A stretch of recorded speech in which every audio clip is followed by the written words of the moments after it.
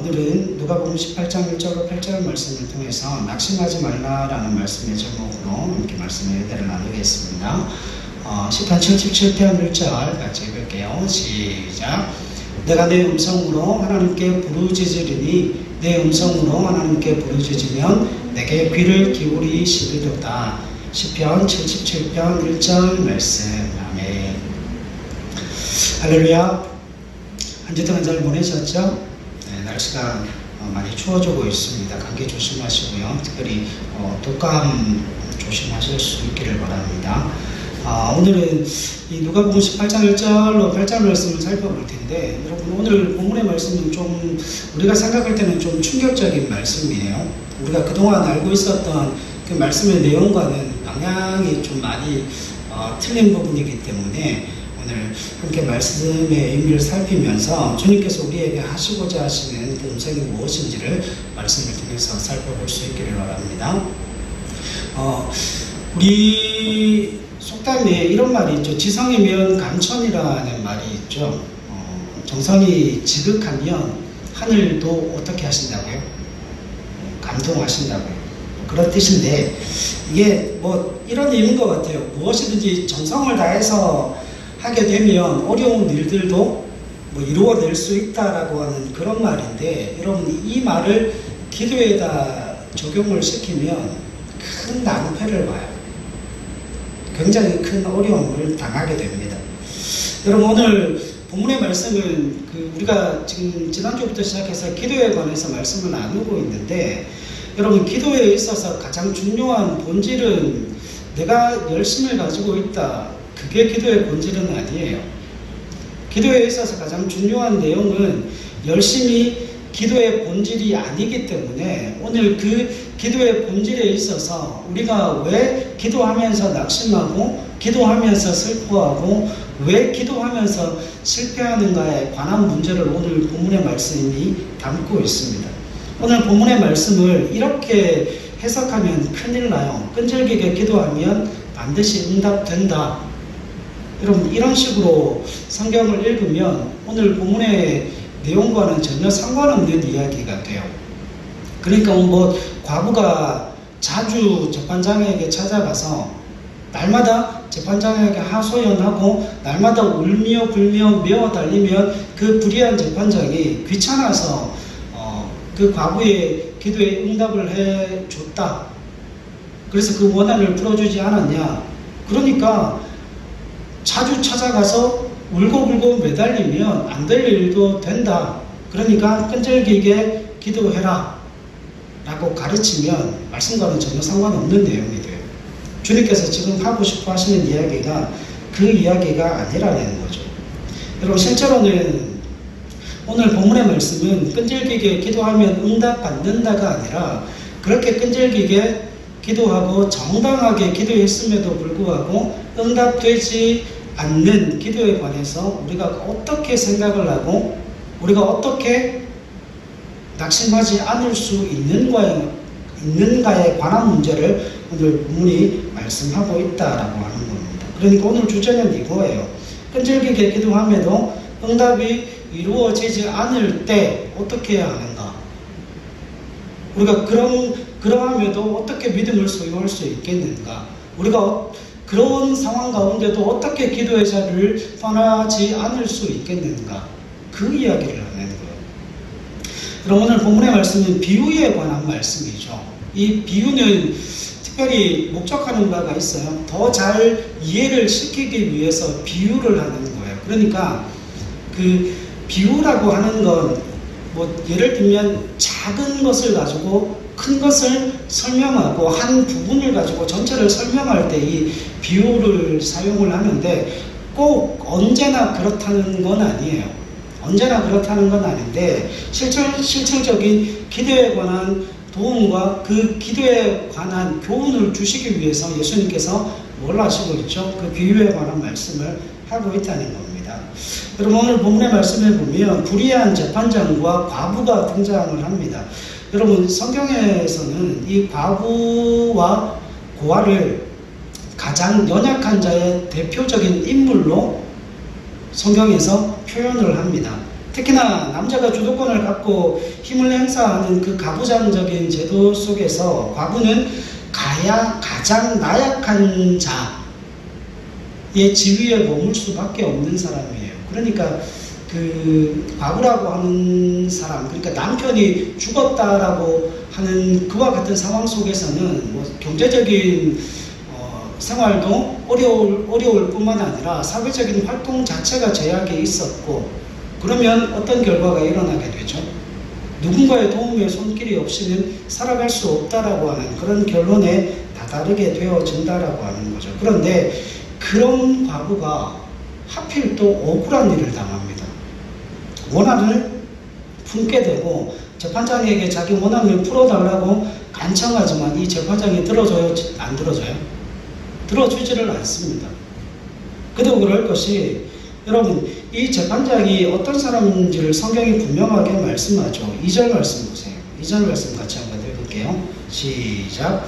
이르시되 어떤 도시에 하나님을 두려워하지 않고 사람을 무시하는 한 재판장이 있는데, 이 재판장이 어떤 재판장인가 하면 하나님도 사람도 안중에는 없어요. 그러니까 공의로운 재판장도 아니고 불의한 재판장이었고 사람을 업신여기는 그와 같은 재판장이었다는 거예요. 그 재판장이 과부의 원한을 풀어줄 리가 없죠. 그런데도 과부가 계속 찾아가서 그 재판장을 귀찮게 합니다. 그러자 재판장이 뭐라고 이야기합니까? 그 과부의 원한을 풀어주죠. 너무 번거롭고 귀찮아서 그 과부의 원한을 풀어주기로 했다라고 성경은 말씀합니다. 자, 그런데 과부가 재판장에게 했던 것처럼 우리도 기도할 때에 하나님이 귀찮아서라도 들어주실 때까지 매달리면 됩니까? 되는 걸까요? 여러분, 하나님이 귀찮아하실 정도로 우리가 열심을 내어 매달리면 하나님은 결국 우리의 기도에 응답하실 수밖에 없고 우리가 소원하고 기대하고 바라는 바를 이루어 주실 수밖에 없는 것이 기도의 본질입니까? 오늘 본문의 비유는 그런 의미와는 전혀 상관이 없다라고 말씀을 드렸죠. 기도의 열심을 강조하기 위해서 오늘 본문의 말씀이 기록되어져 있는 게 아니에요. 오늘 본문의 말씀을 제대로 이해하기 위해서는 오늘 비유가 있기 전에 이 18장이 무엇으로 시작하는지가 가장 중요해요. 그러니까 18장 1절 말씀이 가장 중요한 전제 조건이라고 하는 거죠. 18장 1절 말씀 한번 보시죠. 같이 읽을게요. 시작. 그들에게 항상 기도하고 낙심하지 말아야 할 것을 비유로 말씀하여. 아멘. 여러분, 지금 기도가 응답이 되면 낙심이 될까요?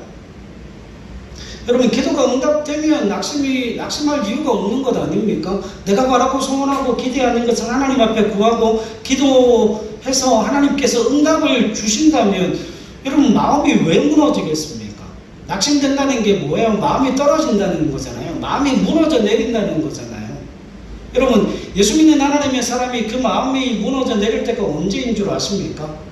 우리가 기도한 그 기도의 내용들이 응답되어질 때 우리 마음이 무너지지 않아요. 그때는 찬송이 나오죠. 그때는 기쁨과 즐거움으로 하나님을 경배하는 그 찬양이 나오지. 그 하나님께서 응답을 해주셨는데 마음이 무너질 리는 없다는 거잖아요. 그런데 믿음이 있음에도 불구하고 신앙을 가지고 있음에도 불구하고 내가 최선을 다해서 하나님 앞에 부르짖었음에도 불구하고 그 기도에 대한 응답이 오지를 않는 거예요. 그러니까 오늘 18장 1절의 말씀은 항상 기도하고 낙심하지 말아야 될 것, 그 낙심할 수 있는 그 상황 속에서 낙심하지 말라는 거예요. 기도의 응답이 오지 않을 때 낙심하지 말라는 거예요. 우리가 원하고 바라고 소원하는 바가 이루어지지 않았다고 해서 마음이 무너지면 안 된다는 거예요. 그러면 여러분, 오늘 본문의 말씀을 통해서 우리가 물어야 할 게 이거예요.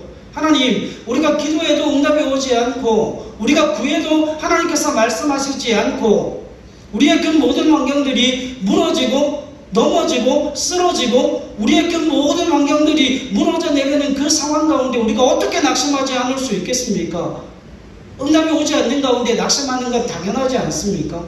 그런데 오늘 본문의 말씀 가운데 주님께서 이야기하는 게 그거예요. 기도하지 않는 사람은 낙심할 수 있다는 거예요. 기도하지 않는 사람은 그 마음이 무너져 내릴 수 있겠지만, 그러나 기도하는 하나님의 사람들에게 있어서 하나님께서 그 낙심할 모든 조건들을 하나님께서 다 없애주시겠다는 거예요.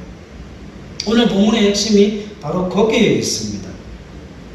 우리가 낙심하는 이유는 기도하는데도 불구하고 기도 응답이 우리가 기대하는 것만큼 이루어지지 않는 그 현실적인 삶에 대한 문제이기 때문에 그렇다는 것이죠. 자, 그런데 오늘 본문의 말씀을, 이 비유에 관한 말씀을 제대로 해석하게 되면 분명히 낙심해야 되고 분명히 마음이 무너져야 되는 그 상황 속에서 우리가 낙심하지 않을 수 있는 방법을 주님께서 우리에게 제시해 주십니다. 오늘 우리가 그 교훈을 좀 얻으려고 합니다. 어떤 도시에 하나님을 두려워하지 않고 사람을 무시하는 재판장이 있었다라고 말씀하죠. 자, 여기서 여러분, 재판장이라고 하는 이 사람은 우리가 오늘날 생각하는 판사의 지위를 가지고 있는 사람이 아니에요. 이 재판장은 오늘식으로 이야기하면 그 3권을 가지고 있는 사람이에요. 입법, 사법, 행정권의 그 3권을 다 가지고 있는 사람이에요. 그러니까 정치적으로 힘이 굉장히 막강한 파워를 소유하고 있는 사람입니다. 그러니까 이 재판장에게 과부가 달려가서 원수에 대한 원한을 풀어달라고 이야기를 하죠. 자, 그런데 그 재판장이 과부의 청원을 들으려고도 하지 않습니다. 그러다가 과부가 자주 찾아가서 번거롭게 하자 결국 청원을 들어주었다라고 이야기를 하는데, 여기서 우리가 한 가지를 반드시 알아야 됩니다. 5절 말씀 한번 보세요. 18장 5절 말씀요, 같이 한번 읽겠습니다. 시작. 이 과부가 나를 번거롭게 하니 내가 그 원한을 풀어주리라. 그렇지 않으면 늘 와서 나를 괴롭게 하리라 하였느니라. 아멘. 여러분, 이 말씀 때문에 우리가 말씀을 오해를 합니다. 이 과부가 나를 번거롭게 하니 내가 그 원한을 풀어주리라. 그렇지 않으면 늘 와서 나를 괴롭게 하리라 하였느니라. 그러면 여러분 적으세요. 그 과부가 재판장한테 매일 찾아가고 자주 찾아가고 밤낮 찾아가면 그 과부의 문제는 해결되는 겁니까? 그래서 우리가 날마다 주님 앞에, 하나님 앞에 나와서 아침에도 기도하고 밤에도 기도하고 저녁에도 기도하고 눈 뜨면 기도하고 눈 뜨면 눈물 흘리고 부르짖고 기도하면 하나님께서 그 기도에 반드시 응답하십니까? 그래서 우리가 뭐라고 설교를 하는가 하면, 봐라, 이 과부가 자주 재판장을 찾아가서 울며불며 매달리니까 귀찮아서라도 응답하지 않았냐, 응답하고 원한을 풀어주지 않았냐. 그러니까 우리도 하나님 앞에 자주 찾아가서 날마다 매달리고 날마다 눈물로 호소하면 하나님이 우리의 기도를 들어주실 수밖에 없다. 천만의 말씀이요. 그 이야기 아니에요. 그 말씀과는 전혀 상관이 없어요. 여러분 생각해 보십시오. 2절에 이 재판관이 어떤 재판장인가 하면 하나님을 두려워하지도 않고 사람을 무시하는 재판장이에요. 그런데 어떻게 이런 재판장이 귀찮다고 과부의 원한을 풀어주겠습니까? 여러분, 이 재판장이 과부를 만날 수 있을까요? 과부가 재판장을 만날 수 있을까요? 여러분, 못 만나요. 만날 수가 없습니다. 어떻게 만납니까? 여러분, 이 재판장이 그 안방으로 들어갈 겁니까? 아니면 재판관이 직무를 보고 있는 그 문을 박차고 들어가서 누구를 만나요? 그 재판장을 만나겠습니까? 과부가 재판장을 만날 수 있는 방법이 없어요. 여러분 생각해 보십시오. 과거에도 이 재판장 아래에 누가 있어요?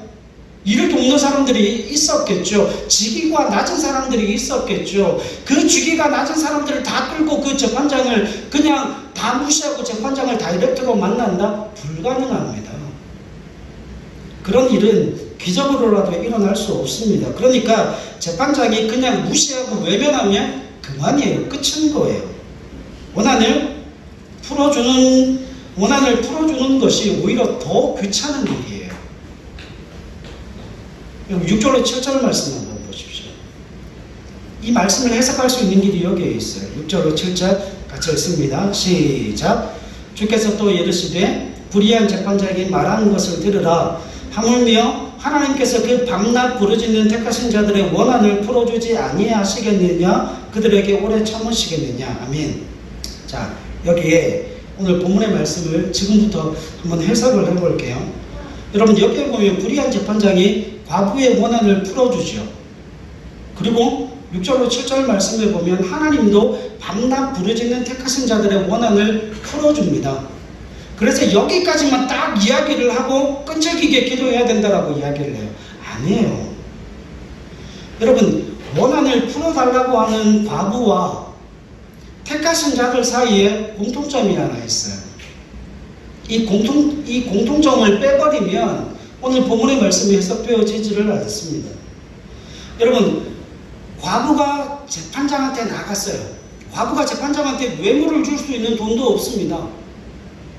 과부는 그저 뭐만 가지고 있어요? 지위도 없고 권력도 없고 아무것도 없는데 그 과부가 원한을 가지고 있는데 그 원한을 가지고 재판장 앞에 나아갔을 때에 과부가 가지고 있는 원한을 재판장에게 풀어달라고 요구할 때 그 과부의 요구가 어떤 요구였기 때문에? 정당한 요구였기 때문에. 법적으로 뭐하지 않았다는 거예요? 법적으로 잘못되어지지 않았다는 거예요. 그러니까 그 재판장은 공무원이잖아요. 재판장은 공무원이기 때문에 그 시민으로서 이 과부가 정당한 자신의 문제를 가지고 정당한 그 원한의 문제를 가지고 정당하게 재판장 앞에 찾아가서 자신의 원한을 풀어달라고 뭐 한 거예요? 요구한 거예요. 법적 절차에 의하여서. 그러니까 이 불의한 재판장이 그 과부를 그냥 무시해버리면 그만인데 문제는 뭐냐면 그 과부가 재판장 앞에 나아갔을 때에 자신의 원한의 문제를 가지고 나갔을 때에 그 문제가 법적으로 어떤 문제였다는 거예요? 정당한 문제였다는 거예요. 그래서 그 불의한 재판장이 그 과부의 원한을 풀어주어야만 하는 문제였다는 거죠. 보세요. 여러분 7절 말씀 보세요. 하물며 하나님께서 그 밤낮 부르짖는 누구요? 택하신 자들의 원한을 풀어주지 아니하겠느냐라고 이야기를 합니다. 그러니까 여러분 택하신 자들의 원한은 어떤 원한이에요? 하나님 앞에 요구하고 하나님 앞에 당당하게 구할 수 있는 원한이에요. 정당한 원한을 하나님 앞에 풀어달라는 거예요. 누가? 하나님으로부터 택하신 자들이. 여러분 과부가 재판장에게 내 원한을 풀어주십시오라고 하는 그것도 정당한 요구였고 우리가 아버지 하나님께 도와주십시오라고 하는 그 요구도 어떤 요구라는 거예요? 정당한 요구라는 겁니다. 이 공통점이 없으면 오늘 본문의 말씀을 해석해낼 수 있는 방법이 없어요. 여러분 불의한 재판장이 결국 과부의 원한을 해결해 준 것은 과부의 탕원이 정당한 것이었음을 짐작해 볼 수 있어요. 여러분 요즘도 우리가 그냥 판사를 그냥 만날 수 있나요? 법무부 장관을 그냥 만날 수 있나요? 그런 공직자들 그냥 만날 수 있는 방법이 없어요. 뭐 가까운 시청에 가도 그냥 말단지 공무원은 만나지만 누구는 시장은 만나요? 못 만나요? 절차가 없이는 못 만나요. 여러분 오늘은 안 되겠네요. 내일 한번 해보세요. 여기 우리 교회 앞에 동사무소 있잖아요. 주민센터 있잖아요. 거기서 동장님 한번 만나보세요. 내가 동장님 만나러 왔다고. 그러면 대본에 뭘 물어요? 무슨 일로 오셨죠? 아니 그냥 한번 만나보고 싶어서요. 그러면 만날까요? 못 만날까요? 못 만납니다. 정당한 요구 없이는 만날 수가 없어요. 여러분 불의한 재판장도 마찬가지인 거예요. 그 불의한 재판장이 그 날마다 정당한 요구를 가지고 탄원하는 그 과부의 원한을 풀어주지 않고서는 이 과부가 그 정당한 요구를 멈추지 않을 것을 알고 있었기에 귀찮아서라도 다시금 그 원한을 풀어주지 않으면 다시 찾아올 것이기 때문에 뭐 하는 거예요? 그 원한을 풀어주는 거예요. 그러니까 여러분 이 본문의 말씀을 가지고 끈질기게 아니에요. 그렇게 해석하면 굉장히 큰 문제가 생겨요. 그렇게 해석하면 우리가 날마다 무너집니다. 날마다 기도의 자리로 갈 수가 없어요. 여러분, 하나님이 듣고 계시는 우리의 탄원의 경우에도 마찬가지라고 성경은 말씀해요. 여러분, 하나님이 불의하신 분이십니까? 하나님이 불의하신 분이세요? 하나님은 불의하신 분이 아니세요. 7절 말씀 한번 보세요. 7절에 이렇게 이야기합니다. 하물며라고 이야기를 해요. 여러분, 이 하물며는 순기능입니까? 역기능입니까? 지금 여기 6절 말씀에 보면 불의한 재판장이 말한 것을 들으라. 불의한 재판장도 정당하게 매일 찾아와서 탄원하는 그 과부의 탄원을 들어줄 수밖에 없다라고 이야기를 합니다. 그런데 하물며 하나님께서 그 밤낮 부르짖는 누구요? 택하신 자들이에요. 자, 여러분, 저 한번 보세요. 오늘 이 누가복음 18장에는 대응관계가 나오죠. 불의한 재판장과 누가 나와요? 불의한 재판장과 대응되는 사람이 하나님이세요. 그리고 과부와 대응되는 사람이 누구예요? 택하신 자들이에요. 자, 그러면 불의한 재판장은 그야말로 자기밖에 모르는 사람, 뇌물받고 뭘 하는 사람이에요? 판결을 어그러지게 하는, 그리고 다른 누구에게도 관심을 가지지 않는, 특별히 자신에게 뇌물을 바칠 수 있는 환경과 조건을 가지고 있지 않은 그 과부와 고아에게는 전혀 관심을 기울이지 않는 불의한 재판관이에요. 그러나 그에 대응되는 하나님은 어떤 분이세요? 자비로우시고 긍휼이 넘치시고 사랑으로 충만한 하나님이시라는 거예요. 그리고 그 불의한 재판장에게 나아가는 과부는 불의한 재판장과 관련이 있는 사람이에요? 없는 사람이에요? 관련이 전혀 없는 사람이에요. 불의한 재판장에게 멸시와 천대를 받는 사람이에요. 그 불의한 재판장에게 멸시와 천대를 받는 그 과부가 정당한 탄원을 함으로, 매일 찾아가 탄원을 함으로 그 불의한 재판장이 그 과부의 탄원을 들어줄 수밖에 없었다라고 하는 거죠. 울며 겨자 먹기로. 그런데 하나님은 어떤 분이세요? 하나님은 자비로우시고 긍휼이 많으시고 사랑으로 충만하신 하나님이시라는 거예요. 언제나 우리의 기도에 귀를 기울여 주시는 분이시고 언제나 우리의 소리에 응답하시는 하나님이시라는 거예요. 그런데 그 하나님이 모든 준비, 스탠바이가 다 되어져 있는 그 상황 가운데서 여러분, 그 앞에 나가는, 그 하나님 앞에 탄원하는 사람들은 누구예요? 탄원하는 사람은 누굽니까? 하나님 앞에 멸시를 받는 사람입니까? 하나님 앞에 천대를 받는 사람입니까? 하나님이 외면하는 사람들입니까? 아니에요. 하나님을 외면하는 사람이 아니고 어떤 사람이요? 택하신 자들이라고 이야기를 하잖아요. 여러분, 하나님이 택하신 자들에게 있어서 하나님 자신이 사랑하여 택하시고 하나님께서 하나님의 성도로, 하나님의 자녀로, 하나님의 몸된 교회로 불러 세워 놓으신 그 사람들의 요구, 그 사람들의 기도, 그 사람들의 정당한 요구를 하나님께서 외면하시고 물리치실 리가 있냐는 거예요. 자, 그러면 여러분 보십시오. 오늘 본문의 말씀이 기도하는 사람들에 관한 이야기입니까? 아니면 기도를 받으시는 하나님에 관한 이야기입니까?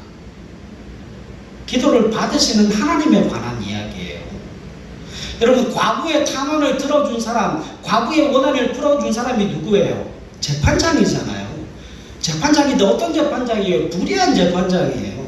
그 불의한 재판장도 그 과부의 원한을 풀어주지 않았냐? 하물며 너희를 위해 십자가를 지시고 너희의 생명을 살리기 위해 자신의 생명을 주신 그 하나님께서 너희의 정당한 요구와 정당한 탄원을 들어주지 않으실 리가 있겠느냐? 그러면 오늘 본문의 이야기가 해석이 되어집니다. 여러분 7절 말씀 다시 한번 볼게요. 7절 말씀 시작. 하물며 하나님께서 그 밤낮 부르짖는 택하신 자들의 원한을 풀어주지 아니하시겠느냐? 그들에게 오래 참으시겠느냐? 여러분 여기에서 가장 중요한 문구가 한 가지가 나옵니다. 우리는 가장 중요한 문구를 어디다가 동그라미를 쳐놓았는가 하면 여기다가 동그라미를 쳐놨어요. 그 밤낮 부르짖는, 여기다가 동그라미를 치고 해석을 하는 거예요. 거기에다 밑줄 치고 X를 하시고, 가장 중요한 구절이 어딘가 하면 택하신 자들이에요. 택하신 자들. 부르짖는 택하신 자들의 원한이 중요한 문구라는 거예요. 여러분, 원한은 정당하게 요구할 수 있는 원한을 이야기합니다. 이해하시겠어요? 그러니까 지금 과부가 그 불의한 재판장에게 나아가서 그렇게 탄원하고 그렇게 자신의 원한을 풀어달라고 날마다 호소할 수 있었던 가장 중요한 이유가 자신이 그렇게 호소하고 탄원하는 그 요구가 정당하기 때문이에요. 만약에 그 과부의 원한이, 그 과부의 탄원이 정당하지 않았다면 불의한 재판장이 그 과부의 원한을 풀어줄 리가 있겠습니까? 하나님도 무시하고 사람도 무시하는 사람인데. 그렇죠? 중요한 건, 가장 중요한 건 그 과부가 자주 찾아갔다는 게 아니에요. 정당한 원한을 가지고 정당한 요구를 하고 있다는 거예요. 그러면 여러분, 우리가 하나님 앞에 요구하는 그 정당한 요구는 뭘까요? 우리가 하나님 앞에 요구하는 그 정당한 요구들은 뭡니까? 하나님의 자녀로서, 하나님의 백성으로서 하나님 앞에 드리는 요구들이에요. 예를 들면 이런 겁니다. 여러분, 목자의 심정과 부모의 마음을 가지고 요구하는 기도들이에요. 이제 이번 주 목요일인가요? 수능시험 치르게 되죠. 여러분, 수능시험 치르게 될 때 자녀들을 위해서, 부모가 자녀들을 위해서 기도하는 요구는 정당합니까? 정당하지 않습니까? 정당한 거예요. 자녀들의 건강과 자녀들의 앞날을 위해서 기도하는 거 정당해요, 안 해요? 하나님께서 그걸 원하십니다. 그렇게 기도해야 되는 게 맞아요. 여러분, 교회를 보니 눈물이 나고 성도를 보니 눈물이 나고 자녀들을 보니 마음이 아파 견딜 수 없어 하나님 앞에 부르짖어 기도하는 것, 그것들이 정당한 기도라는 거예요. 그리고 그 기도를 통하여서 우리가 어디로 나아가는가 하면 마태복음 6장 33장의 말씀까지 나아가는 거죠. 먼저 주님의 나라와 의를 위해 기도하는 것, 그 모든 기도의 내용들이 하나님이 받으시기에 합당한 기도라는 거예요. 그러니까 여러분, 우리가 하나님의 선택받은 자녀가 되어짐을 통하여서, 하나님의 백성이 되어짐을 통하여서 하나님 앞에 기도하는 것, 그건 다 정당한 요구들이라 성경은 말씀하고 있습니다. 이해하시겠어요? 자, 불의한 재판장이 상대하는 대상은 업신여겨도 좋을 힘없는 과부인데 많아여서 하나님이 상대하시는 대상은 당신이 생명보다 사랑하는 백성, 당신의 생명보다 사랑하시는 택하신 자녀라고 성경은 말씀하고 있습니다. 여러분, 악한 재판장도 들어줄 수밖에 없는 탄원이라면 자비하시고 긍휼하시며 풍성하신 하나님의 경우는 더 말할 것이 뭐가 있겠습니까? 그런데 흥미로운 건 이 비유가 하나님이 기도를 들어주신다는 점을 가르치고 있지 않고 어떤 경우를 이야기하는 거예요? 그럼에도 불구하고 뭐 하는 경우예요? 그럼에도 불구하고 무슨 경우예요? 기도가 응답되어지지 않을 때, 우리의 호소와 우리의 탄원이 이루어지지 않을 때 하나님, 우리는 어떻게 해야 됩니까? 그 이야기를 하고 있는 거잖아요. 그래서 1절에서 예수께서 그들에게 항상 기도하고 낙심하지 말아야 할 것을 비유로 말씀하시잖아요. 여러분, 중요한 건 이거예요. 항상 기도해도 낙심하게 되는 상황이 있다는 겁니다. 우리가 하나님의 백성이지만, 우리가 하나님의 자녀이지만, 주님께서 그렇게 선택하시고 그렇게 사랑하시고 자신의 생명보다 귀하게 여기시는 백성이고 자녀이지만, 기도의 응답이 더디고 기도의 응답이 우리가 바라고 소원하고 기대하는 대로 이루어지지 않을 수도 있다라고 하는 겁니다. 사랑하는데도 들어주지 않으실 때가 있다는 거죠. 자, 여러분, 주님께서 우리의 기도에 대해서 응답하지 않는다라고 하는 그 부분에 대해서 성경이 분명하게 제시하고 있습니까? 오늘 비유의 말씀 가운데서 하나님이 그 본문 가운데 응답하지 않는 이유에 대해서 이야기하고 있지를 않아요. 그 부분에 대해서 전혀 주님께서 언급이 없으십니다. 왜 응답이 더딘지, 왜 응답을 주지 않는지에 관한 문제를 주님께서 말씀하고 있지를 않아요. 그런데 가장 중요한 부분에 대한 말씀을 하고 계십니다. 8절 말씀 한번 보세요. 8절 같이 읽을게요. 시작. 내가 너희에게 이르노니 속히 그 원한을 풀어주시리라. 그러나 인자가 올 때에 세상에서 믿음을 보겠느냐 하시니라. 아멘. 여러분, 우리는 하나님께서 우리 기도에 왜 응답하지 않는지에 관해서 이유를 잘 몰라요. 그죠? 그 응답이 더디 오는 것인지, 그 응답이 이루어지는 것인지, 그 응답이 우리가 소원하고 기대하는 대로 이루어질 것인지, 아니면 아예 이루어지지 않을 것인지에 대해서 우리는 잘 몰라요. 그런데 이거 하나만은 분명하게 확인할 수 있습니다. 여러분, 어떤 경우에도 자녀들을 향한 하나님의 마음과 의지가 어떻게 되어지지 않는다고요? 약화되어지지 않는다고요. 신자들을 향한 하나님의 안타까움과 의지가 없어지거나 약화되어 하나님의 자녀가 외면받는 일은 없다라고 성경이 정확하게 이야기를 해요. 그래서 성경은 언제나 우리 가운데 기도의 응답이 더딜지라도, 기도의 응답이 이루어지지 않는 것처럼 우리에게 느껴지고 보여진다 할지라도 뭐 하지 말라고요? 낙심하지 말라라고 이야기를 합니다. 예를 하나 들게요. 여러분, 저희 집에 꼬맹이가 있는데 이 꼬맹이가 요즘 잠을 잘 안 자려고 그래요. 밤만 되면 너무 열심히 놀아요. 너무 열심히 노니까 요즘에는 9시가 넘어가면 혼자서 저희 큰 방에 식탁도 아닌 것이, 책상도 아닌 것이 탁자가 놓여져 있거든요. 그 위에서 온갖 장난감을 다 가져다 놓고 막 열심히 놀아요. 열심히 노는데 자야 되니까, 자야지 몸이 튼튼해지고 감기도 걸리지 않고 그 다음날 어린이집도 갈 수 있으니까 한 9시 반 10시쯤 되면 노는 애를 이제 강제로 눕힙니다. 이리 와, 시하고 와. 그러면 안 자려고 몸부림을 쳐요. 그러면 놀게 해줄까요? 아니요. 놀게 안 합니다. 빨리 안 와? 그러면 시하고 와서 거의 지 엄마 죽은 것처럼 울어요. 너무 슬프게 좌절하고 낙심하면서 울어요.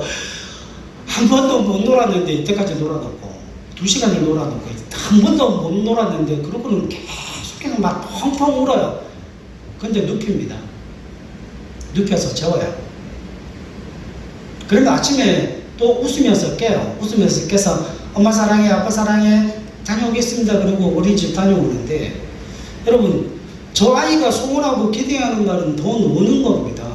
더 노는 건데 그 아이의 바람과 소원과 기대가 이루어지지를 않아요. 그냥 울더라도 그냥 재웁니다. 왜냐하면 그것이 저 아이에게 뭐 하기 때문에요? 더 좋은 일이기 때문에. 그런데 여기서 중요한 게 있어요.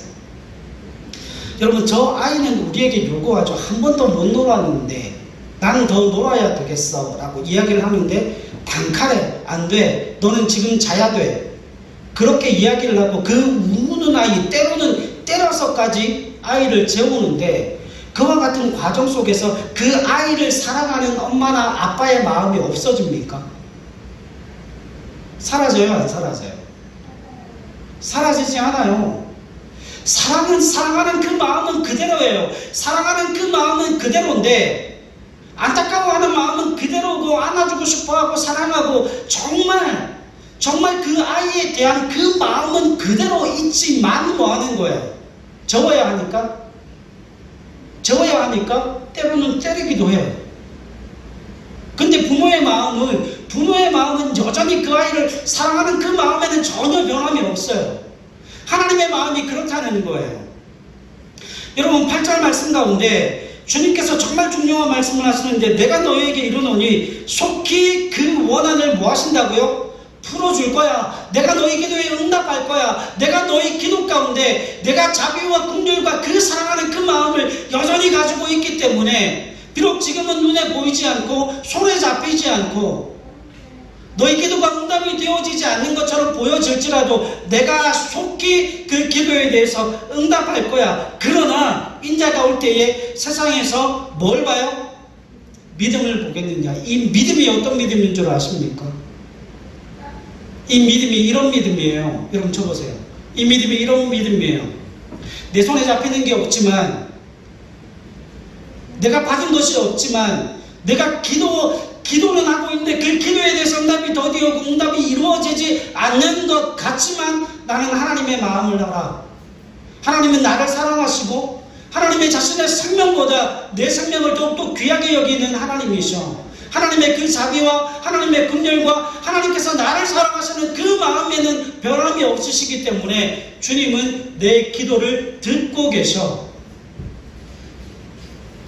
그래서 그 주님은 그 사랑을 가지고 내 기도를 듣고 계시는 하나님이시기 때문에 나는 그 하나님 앞에 뭐 한다고요? 기도해. 나는 그 하나님 앞에 나아가서 엎드리고 나는 그 하나님 앞에 나아가서 날마다 하나님 내 원한을 풀어주세요. 하나님 내 기도에 응답해 주세요. 하나님 내 삶을 지켜주세요. 그 기도를 들으시는 하나님께 나는 기도하며 살 수 있지. 여러분 상황은 다 낙심되어지고 마음이 무너질 수 있는 상황이지만 무엇 때문에 마음이 무너지지 않고 낙심하지 않는 줄 아십니까? 기도 응답 때문이 아니에요. 우리의 기도를 들으시는 하나님 때문이에요. 주님께서 그 이야기를 하고 싶어 하시는 거예요. 여러분 우리가 끈질기게 기도하면 기도가 이루어진다는 그 내용이 오늘 본문의 말씀이 아니라 우리가 끈질기게 기도하고 그렇게 소망과 기대와 기대를 가지고 기도함에도 불구하고 기도의 응답이 더디오고 기도의 응답이 이루어지지 않을 때조차도 우리가 그 기도의 연장을 떠나지 않을 수 있는 것은 우리의 마음이 무너지지 않을 수 있는 것은 나를 향한 그 하나님의 사랑이 여전히 변함이 없고 나를 향한 그 하나님의 은혜와 자비와 긍휼이 여전히 변함이 없고 여전히 하나님은 나를 사랑하실 뿐만 아니라 오늘 본문의 말씀이 비유잖아요. 실제로 우리의 삶 속에서는 그것보다 훨씬 더 빨리 하나님께서 우리의 원한을 풀어주시고 우리의 기도에 응답을 주실 것이라고 하는 그 믿음의 소원을 가질 수 있기 때문에 그렇다는 거예요. 누구 때문에요? 우리의 열심 때문이 아니에요. 우리의 열심 때문이 아니고 우리를 택하신 그 하나님의 사랑 때문에 우리를 택하신 그 하나님의 은혜 때문에 우리가 낙심하지 않고 기도의 정체기를 지나가고 있는 그 상황 가운데도 뭐 할 수 있다는 거예요? 기도의 현장을 떠나지 않을 수 있다는 거예요. 여러분 하나님 때문입니다. 우리 주님 때문입니다. 성령 하나님 때문이에요. 그래서 여러분 어떤 상황과 현실의 벽 앞에서도 낙심하지 않고 마음이 무너지지 않을 수 있기를 소망합니다. 우리가 우리의 기도의 자리를 떠나지 아니할 때 주님은 우리의 기도에 응답하시는 분이실 뿐만 아니라 우리의 그 신음소리를 들으시는 하나님이시기에 하나님 들으시면 그 원한이 풀어질 줄로 믿습니다.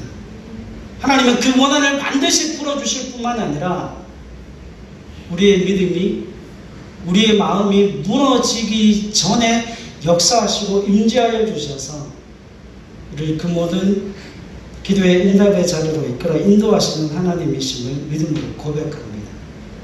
그래서 여러분 기도의 본질은 언제나 내 열심, 내 진심이 아니라 우리의 기도를 들으시는 그 하나님의 사랑과 하나님의 자비와 하나님의 국률에 있음을 믿음으로 고백하시고 낙심하지 말고 그 기도의 자리를 지켜가되 저와 여러분들이 되실 수 있기를 주님의 이름으로 간절히 부탁을 드립니다.